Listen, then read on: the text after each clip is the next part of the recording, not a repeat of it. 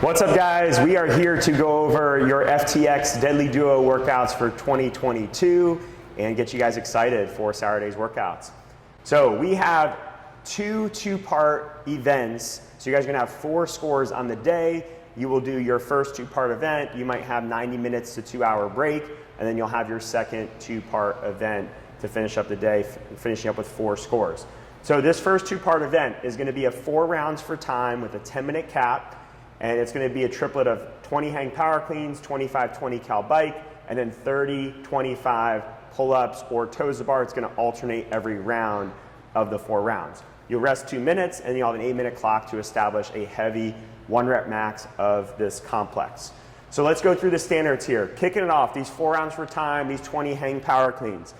You will be forced to stand up the first rep. So if you clean, show us a clean from the ground.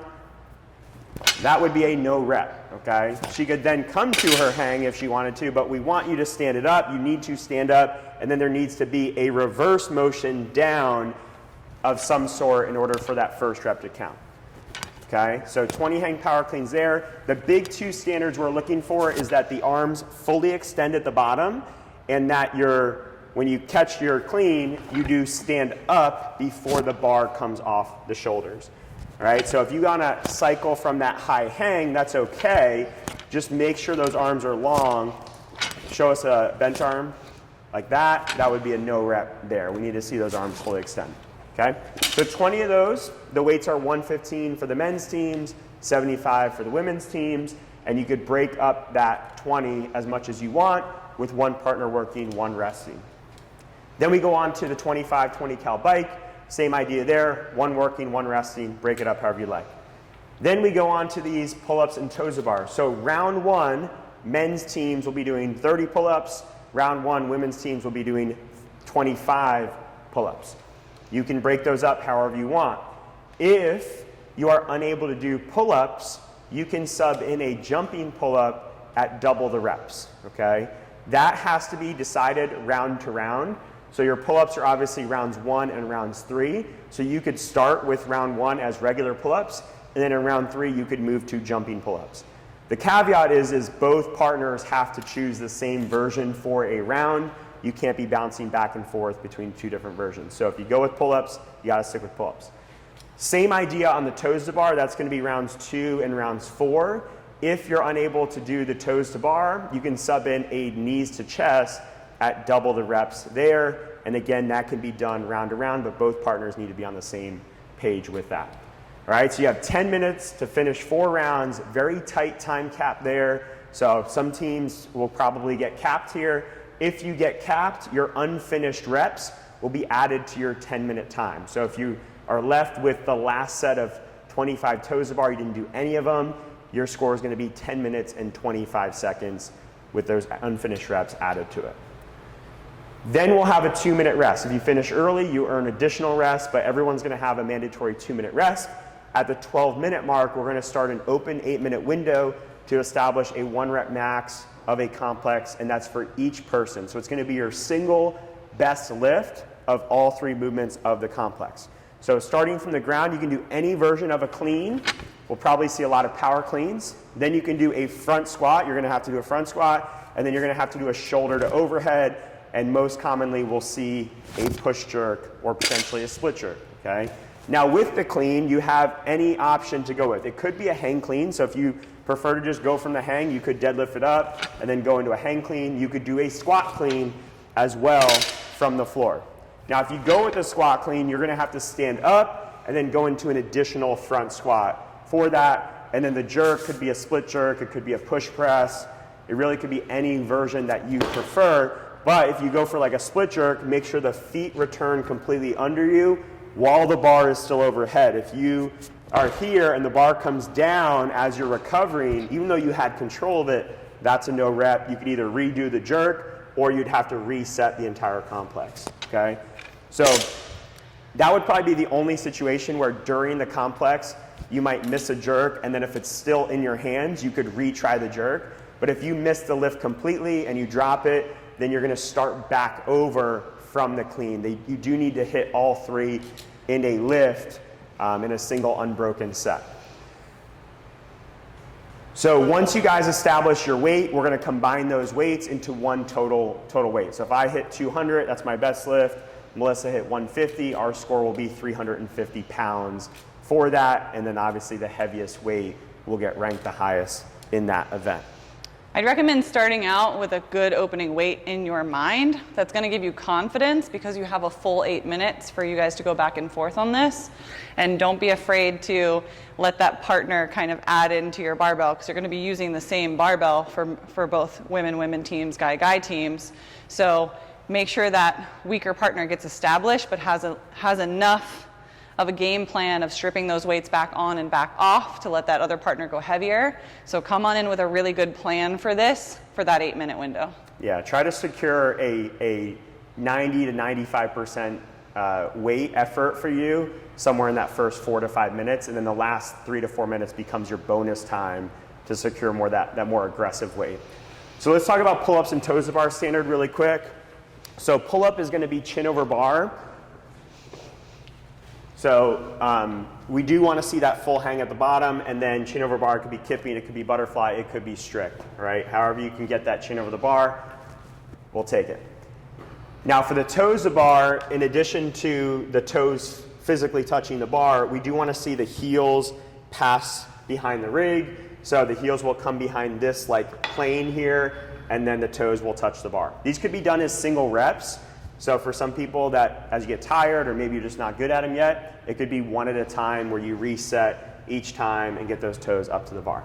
Okay, the knees to chest standard, if you go that route, is gonna be the bottom of the rib cage. So the knees will have to pass this imaginary plane from the bottom of the rib cage, and you'll still have to get the heels to come through the rig here at the bottom. If you guys opt for the jumping pull-ups, when you measure it out, you're gonna wanna have your wrist either somewhere between 1 and 2 inches of that wrist. So this would be on the higher side for me, but it would work. Okay, and then I'd be able to get my chin over the bar there on that. And again, knees to chest, jumping pull-ups would be double reps if you go that route. All right, so we'll end up with 2 different scores. The fastest time, the highest weight, will get ranked the highest. We'll rank it based on the number of teams in your division from 1 to 5 or 1 to 10, however many teams you have. Now events 3 and 4, this will happen after a probably 1 to 2 hour rest break. And this is a similar format, but very different. That subtle difference makes a big difference here. This is now a 20-minute running clock that's broken into 10-minute sections, 2 10-minute sections. So this first part of the chipper, you're gonna be working through 50 and 40 cal row, one person working, one resting, breaking it up however you want. Then you're gonna go into 50 dumbbell hang snatch. Okay, similar standard to the hang clean that we just showed you, but now with the dumbbell, we're not gonna necessarily hold you to the standard of being above the knee. You can kind of be anywhere in the range of the knee as long as you get that full lock out of the arm, and then we get full extension at the top. Okay, so 50 total reps, each arm counts as a rep. You don't have to do double reps there on each side. Then you'll go into 50 front rack lunges, stepping forward or backwards. Okay, so each step will count as a rep. Just make sure that you guys don't do that half step where you kind of like meet in the middle, right? It has to be a full step forward, full step back, or full step back, full step to where you started. That anchor foot has to stay the same. Then we go into box jump overs. All right, so you don't have to open up on the box, you just have to jump up. You can stay low, you can step down, you can jump down, it's up to you. But all of these are good reps there. If you need to sub in step up overs for any reason, you can do those at double repetitions there as well, okay? Then we have 50 wall balls. The ladies will be going to the bottom of the blue. That's a 9-foot target. Guys will be going into the black line in the other building. But the key of this is going to be hitting a full squat. So Mel, if you can come out and show us what full squat depth looks like so we can see a good angle. All right, so at the bottom of her squat, if I put a marble on her knee, it should roll backwards towards her hip. That's below parallel. If that, in this case, it would not, it would roll off. She's above parallel, that's a no rep, all right? So hit that full squat each time. And then if you finish your wall balls, you have max burpees to the plate. In the remaining time, And for the burpee standard, our chest needs to hit the ground off the plate, and then our feet will need to get onto the plate. Okay, so you could stay low and jump, you could jump tall if you want, but you will have to touch the chest to the floor, not the plate. Even if the face is hovering, that's okay. And then get both feet on there for a rep. So your total score in this one will be, if you finish it, if you get to the burpees, men's teams is 250 reps plus the burpees. Ladies will be 240 reps plus the burpees. Soon as that 10-minute clock is up, though, we'll record a score, and we're right back into this workout in reverse. Okay, so now we're starting with the wall balls, then we go box jump overs, then lunges, then snatches, then row. And if we finish this version, we have max double unders in the remaining time. And for the FTX version, it does have to be dubs. If you don't have great dubs, that's okay. You probably won't have a lot of time to work through it, assuming you get there, but just do your best to get as many as you can. You and your partner, you know, you'll probably find a way to get a few if you get there, okay? So each double under will count as 1 rep for FTX towards your total score. So if you get 30 double unders at the end, if you're a male-male team, it's gonna be 280 reps for that final event, all right? So you're gonna finish with 4 different event scores, but each score is gonna be ranked for that individual event. So if you were second in event number 1, that's gonna count as 2 points towards your total score, and it's ranked like a golf score, okay? So you wanna have the lowest possible score. If you win all 4 events, that's 1, 1, 1, 1.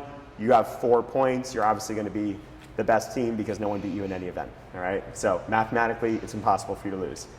So just win every event, that's simple, right? I think that's a good strategy. Best game plan ever.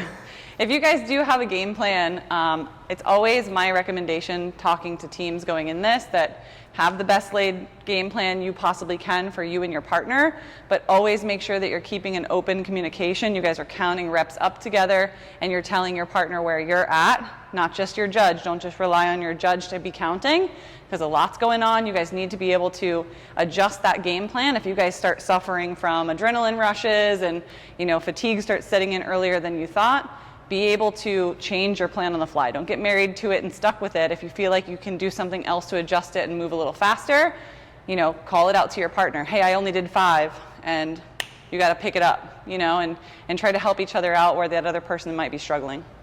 Awesome. Good luck, guys, on Saturday. We're excited to watch you compete.